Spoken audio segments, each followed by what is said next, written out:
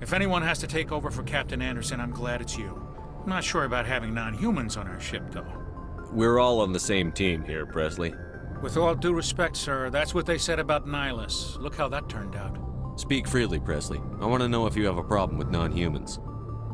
It's not that, Commander. Humanity has always handled its own problems. Saren attacked one of our colonies. We should be the ones to stop him. We don't need their help. Some people think asking for help is a sign of weakness. That's just being stupid and stubborn.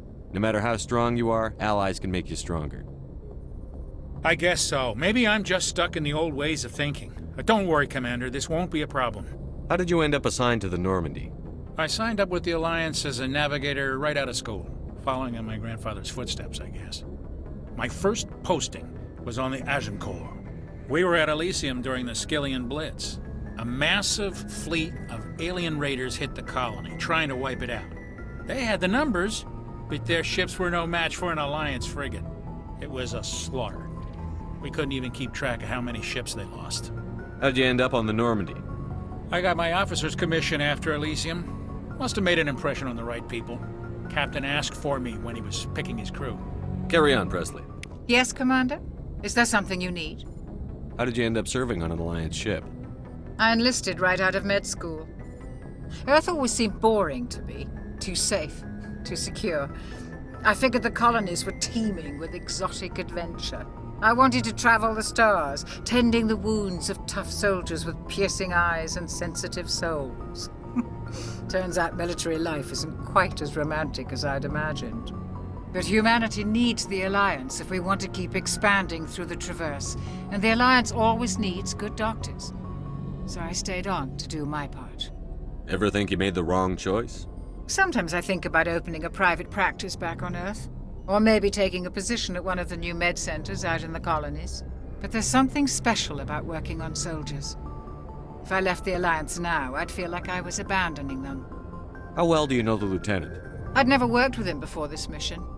But he has an impressive service record, over a dozen special commendations. Tends to keep to himself, though. Maybe because of the headaches. It's not easy being an L2. What does that have to do with it? Well, most biotics now use the L3 implants. Lieutenant Alenko was wired with the old L2 configuration. Sometimes there are complications. What kind of complications? Severe mental disabilities, insanity, crippling physical pain. There's a long list of horrific side effects. Caden's lucky. He just gets migraines. I should go. Thanks for bringing me on board, Commander. I knew working with a Spectre would be better than life at CSEC. Have you worked with a Spectre before? Well, no, but I know what they're like. Spectres make their own rules. You're free to handle things your way. At CSEC, you're buried by rules. The damn bureaucrats are always on your back. For the most part, the rules are there for a reason. Maybe. But sometimes it feels like the rules are only there to stop me from doing my work. If I'm trying to take down a suspect, it shouldn't matter how I do it, as long as I do it. But CSEC wants it done their way. Protocol and procedure come first. That's why I left. So you just quit because you didn't like the way they do things?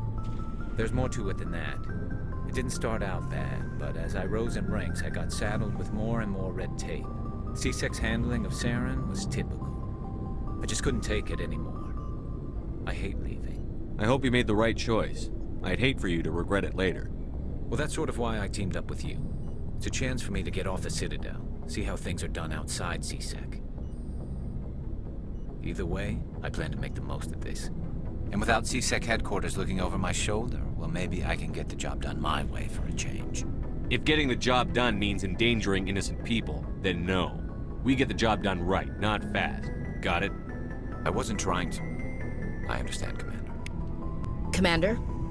What's your opinion on the last mission? Kinda wish you'd got there sooner, Commander. No offense, I appreciate the rescue. I just wish... You wish we'd been able to save the rest of your unit? Yes, sir. If I had been more alert, we wouldn't have been cut down by an ambush.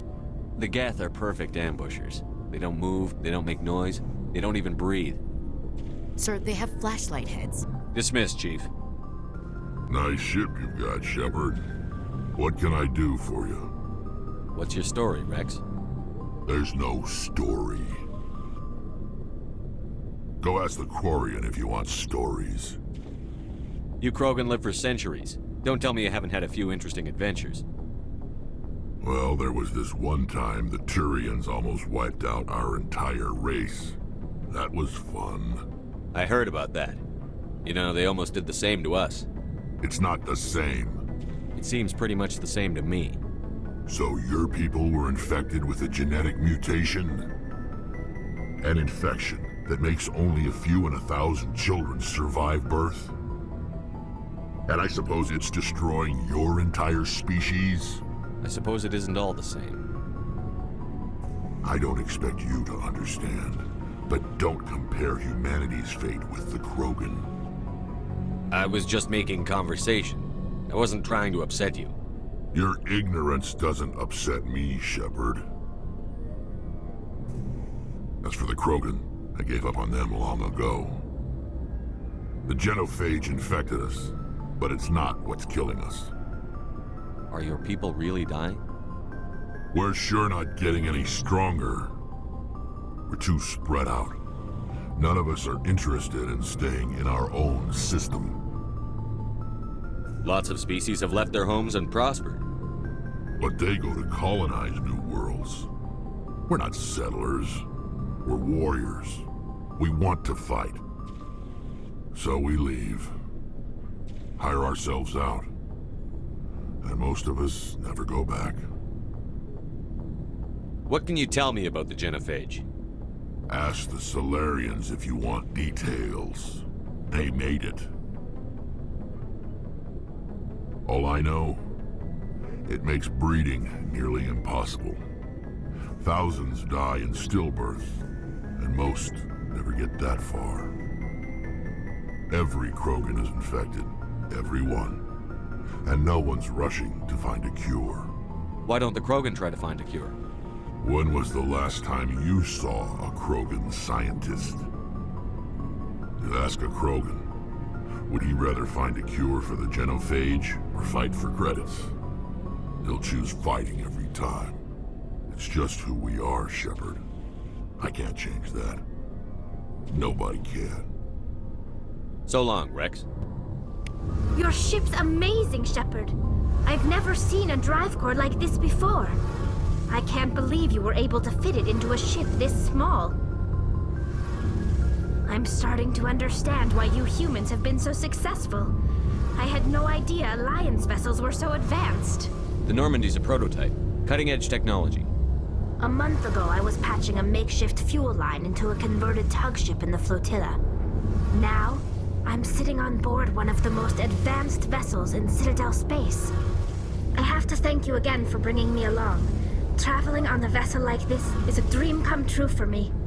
I had no idea you found ship technology so interesting. It comes with being a Quarian. The migrant fleet is the key to the survival of my people. Ships are our most valuable resource. But we don't have anything like this. We make do with cast-offs and second-hand equipment.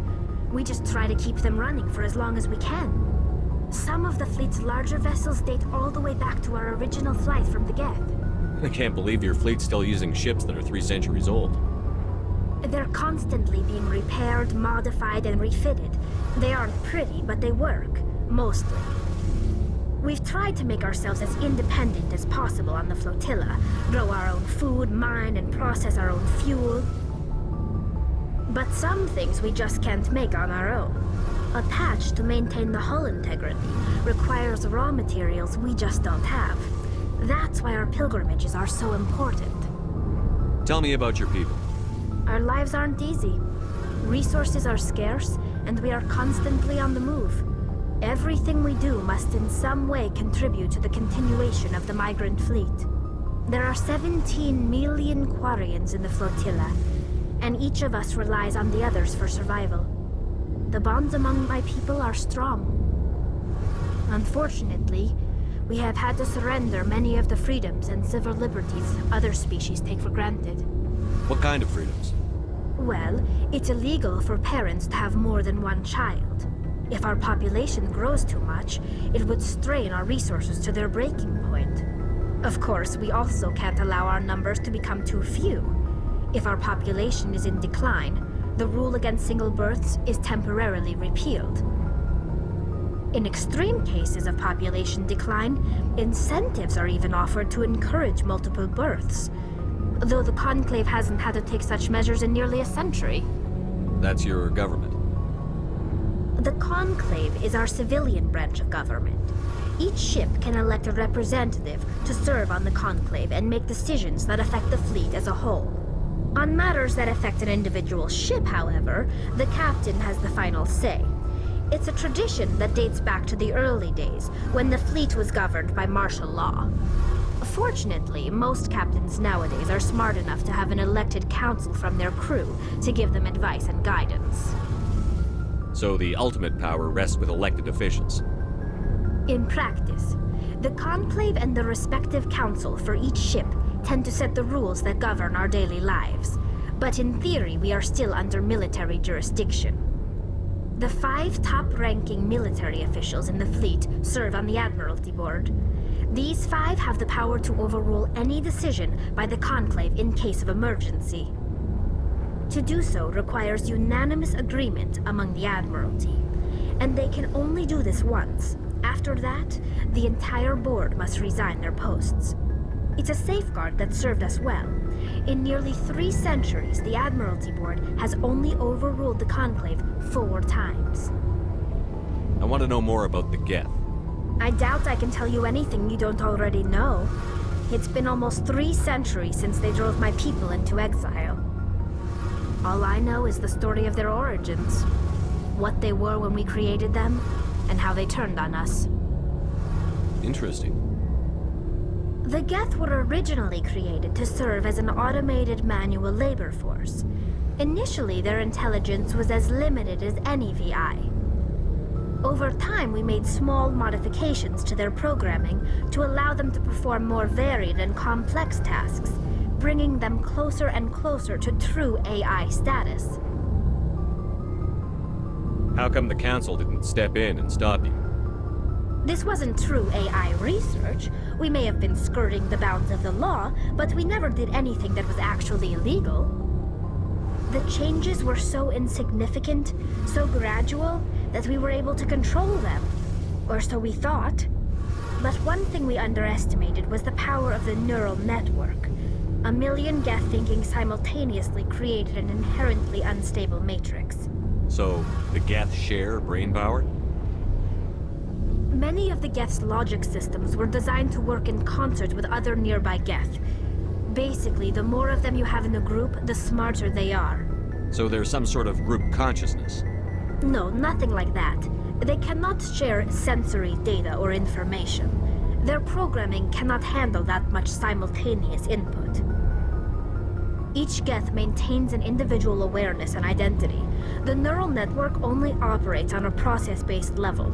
It's basically the synthetic equivalent of a subconscious. But when they're in close proximity, they can coordinate low-level functional processes, freeing up more capacity for original or independent thought. That doesn't make any sense. I'm probably oversimplifying. The Geth are incredibly advanced and complex creations. All you need to know is that they get smarter when they gather in large numbers.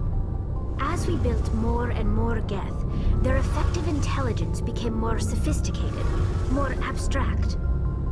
One day, a Geth began to ask its Quarian overseer questions about the nature of its existence. Am I alive? Why am I here? What is my purpose? As you can imagine, this caused a near panic among my people. I don't see what's so bad about those questions. The Geth were created to engage in mundane, repetitive, or dangerous manual labor. That's fine for machines, but it won't satisfy a sentient being for long. The Geth were showing signs of rudimentary self-awareness and independent thought. If the Geth were intelligent, then we were essentially using them as slaves. It was inevitable the newly sentient Geth would rebel against their situation. We knew they would rise up against us, so we acted first. A general order went out across all Quarian-controlled systems to permanently deactivate all Geth. The Geth responded to this order violently. You can't blame them for fighting for their survival. We had no other choice. The Geth were already on the verge of revolution, By acting quickly, we had a chance to end the war before it began. The hope was that most of the Geth would still be little more than machines, incapable of organized resistance. But they had progressed much further than anyone anticipated. The war was long and bloody. Millions upon millions of Quarians died at their hands. In the end, we were forced to flee our own homeworld. We feared the Geth would pursue us, but they never came beyond the Veil. Now we drift through space, exile searching for a way to reclaim what was once ours. It's hard to feel sorry for you. Your ancestors tried to wipe out another species. We made a mistake when we created the Geth in the first place, but we did not make a mistake when we went to war against them. If we had not acted, they would have wiped us out. They're a synthetic life form. They have no use for organics. None. Why do you think they cut themselves off from the rest of the galaxy? Why do you think they've killed every organic being who's ever tried to contact them? I didn't mean to offend you. I'm sorry. I didn't mean to get so worked up. Most Quarians tend to have pretty strong opinions about the Geth. I want to know more about the pilgrimage. When my people reach maturity, we leave our birth ships and seek acceptance with a new crew. It's necessary to maintain genetic diversity among the fleet. But no ship wants to accept someone who will be a burden on them. So, to prove our worth, we embark on a pilgrimage. We set out alone, leaving the flotilla and our families behind us. We only return once we have found something of value we can bring back to the fleet. This is presented as a gift to the captain of the respective ship we wish to join. If the gift is accepted, we are welcomed into the crew. Can a captain choose to reject the gift? That doesn't happen often. Most captains are eager to increase the size of their crew. It increases their own standing in our society.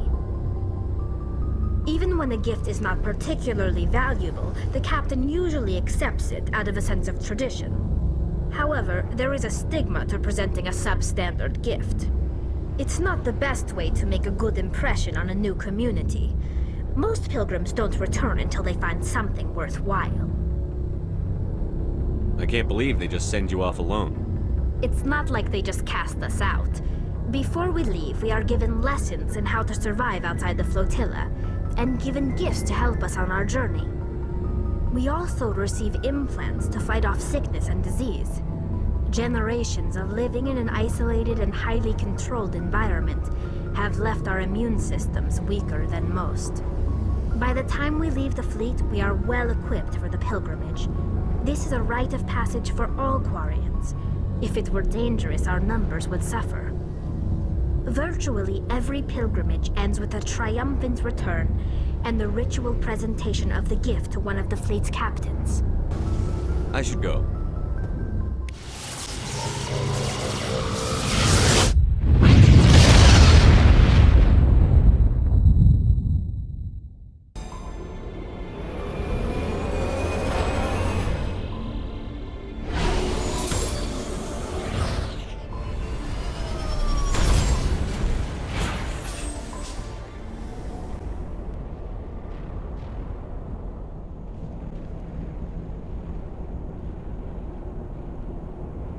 Can you hear me out there? I'm trapped. I need help. Are you okay? What happened to you? Listen, this thing I'm in is a Prothean security device. I cannot move, so I need you to get me out of it, all right?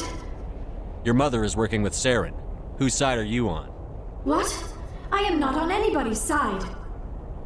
I may be Benezia's daughter, but I'm nothing like her. I have not spoken to her in years. Please, just get me out of here. How'd you end up in there? I was exploring the ruins when the Geth showed up, so I hid in here. Can you believe that? Geth beyond the Veil! I activated the tower's defenses. I knew the barrier curtains would keep them out. When I turned it on, I must have hit something I wasn't supposed to. I was trapped in here. You must get me out, please! We'll find some way to help you. There is a control in here that should deactivate this thing. You'll have to find some way past the barrier curtain. That's the tricky part. The defenses cannot be shut off from the outside. I don't know how you'll get in here. Be careful. There is a Krogan with the Geth. They have been trying different ways to get past the barrier. Oh, how did you get in here? I didn't think there was any way past the barrier. We have to get you out of here before more Geth arrive. Yes, you're right. I've seen enough of them to last a lifetime. That button should shut down my containment field.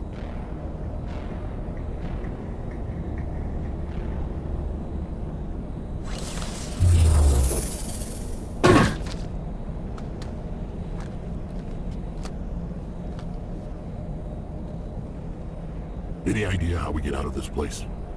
There is an elevator back in the center of the tower. At least I think it's an elevator. It should take us out of here. Come on! I still cannot believe all this. Why would the Geth come after me? Do you think Benezia's involved? Saren's looking for the conduit. Think fast, Miss Prothean expert. The conduit? But I don't know. What the hell was that? These ruins are not stable. That mining laser must have triggered a seismic event. We have to hurry. The whole place is caving in. Joker, get the Normandy airborne and lock in on my signal. On the double, mister. Aye, aye, Commander. Secure and away. ETA 8 minutes. Gonna be close, Skipper. If I die in here, I'll kill him.